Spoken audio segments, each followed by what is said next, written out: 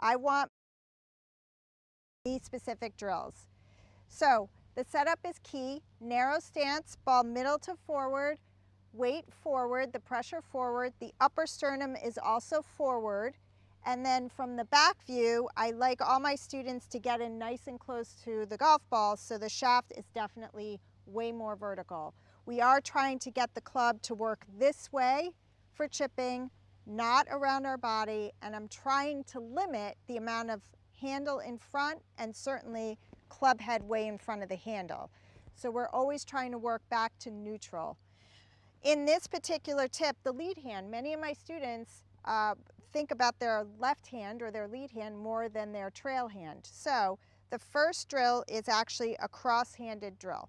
So you're going to put your lead hand below your trail hand or your left hand below your right hand, and you'll see that that automatically puts some hinge into my right wrist.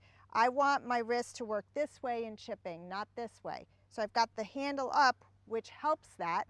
Slight hinge going back, but on the way through, with the lead arm or the left arm and club, it's a nice thought that it just stays in one straight line past your thigh. And it's parallel to your thigh. So that's a really good cross-handed chip shot. A little bit to the right, I didn't quite read the break properly, but it ensured a solid strike. This would be the opposite. You set up with this drill and you're all good to go, and then you do something like this. So that's a flash speed, and I need this wrist to be super solid.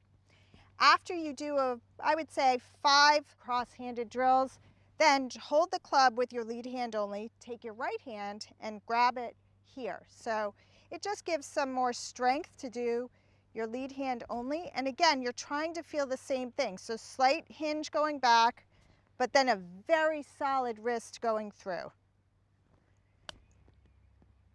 Again, really solid strike on that ball, so I'm very happy with that. The opposite would be that you would definitely feel massive breakdown with this drill. Then go back to normal, hands on the club, shaft vertical.